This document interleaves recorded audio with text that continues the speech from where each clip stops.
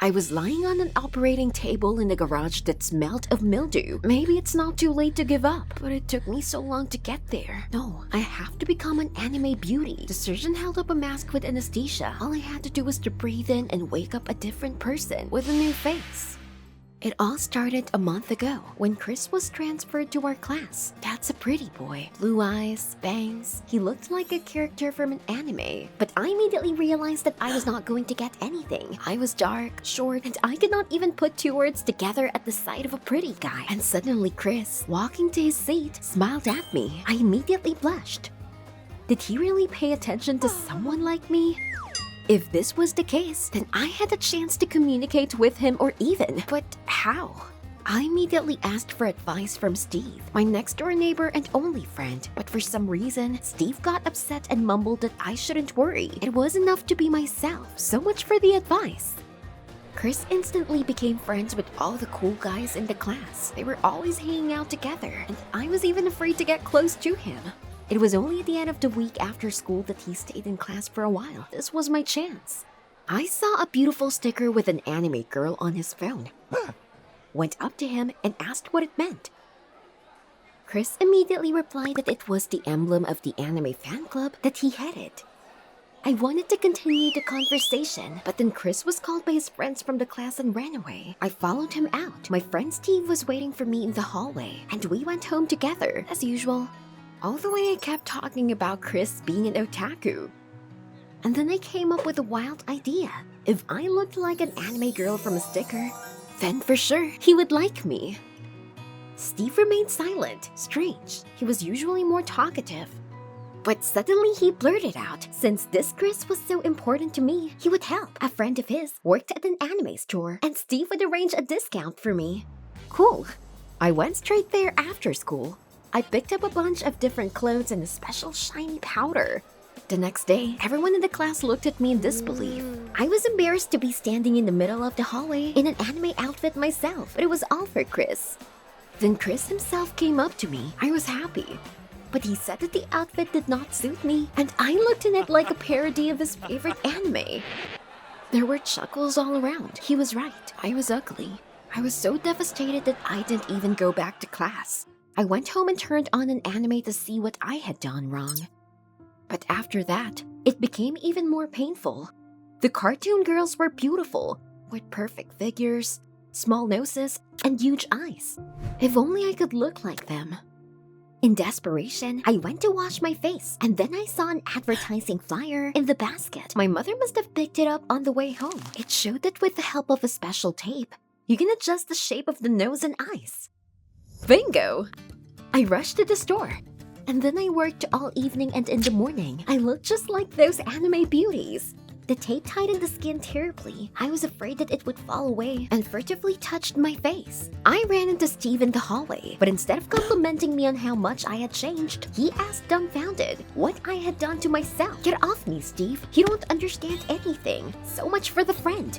The physical education class was beginning. When I appeared in the hall, everyone gasped, and Chris immediately came up to me and even offered to run together. It worked. We were chatting, and I tried not to show my excitement, but when Chris invited me to a party in 3 weeks, I almost fell over. Of course, I told him yes. We made a circle around the room. I was sweating. Sweat was even running down my face. And then Chris looked at me strangely. What's wrong? It turned out that the damn tape had peeled off and was dangling. It was a failure. I tried to run away and carefully asked Chris if his invitation was still valid. But he just grinned and brazenly said that now he would invite me if only I would have plastic surgery. And he was sure that this would not help me either. Then he defiantly left. I was desperate. At home, I locked myself in my room, and I was afraid to even look at my ugly face in the mirror. Suddenly, there was a knock on the door, and I rushed to open it. Maybe it was Chris who came to apologize, but of course not. How naive I was. Steve stood in the doorway, flowers in hand. He kept saying I was beautiful, which made me even angrier. I am ugly, and you need to see a doctor to check your eyesight. He wanted to say something else, but in a fit of anger, I slammed the door. I turned off my phone and watched anime for days. I kept thinking about Chris. I dreamed about him, and I even woke up screaming his name. It seemed I was obsessed with him. Or maybe I was sick. Soon, YouTube gave me a new video. The heroine of the show was a woman who had dozen surgeries, and she looked like a monster. Yes, there are people. Stop! So after all, you can probably make anyone out of yourself. And even an anime character? And then the thought of the surgery took me seriously, and I immediately remembered Chris's last words. The party was 2 weeks away. I'll make it, and then Chris will be mine. The very next day, I rushed to call the clinics. But no one would operate on me because of my age. Well, no, I just wouldn't give up. I got into the darknet. Here I could definitely find everything. And I came across the website of a doctor. He was working illegally. I was scared, but I decided to call him anyway. The doctor agreed to operate on me, but it cost $500. And where could I get that much money? Then I remembered that in the anime store where I bought clothes, there was an ad urgently needed animator. I rushed there, but there was already a whole crowd of youngsters dreaming of getting this place. It was easy money. I had no choice but to call Steve. The shop was run by an acquaintance of his. I lied to him that I needed money for cute anime shoes. Steve listened in silence and said dryly that he would help, but only if I went to the party with him and not with Chris. I almost choked. We're friends, but there was nothing to do, and I agreed. An hour later, I was already pulling a Totoro costume. It's one of the cult heroes of anime. If I distributed leaflets for 12 hours a day, I would collect the necessary amount in a week without any problems. But after an hour on the street, I was ready to give up. It was very hot in the suit. Besides, they didn't take any single leaflet from me. A block from the store, I came across the fairground. Here I met great success. The flyers were being snapped up, but suddenly someone tapped me on the shoulder. I turned to see a huge man in a similar Totoro suit standing in front of me. He said it was his territory, and I'd better get out. I don't think so, damn Totoro. Then a fight broke out between us. We were lying on the ground, awkwardly squirming in these suits, until our boss came running at the noise. I thought he was going to punish the bastard, but he just threw me out without paying a cent. I trudged home, smearing sweat and dirt on my face. And where could I earn money for the surgery? It's over.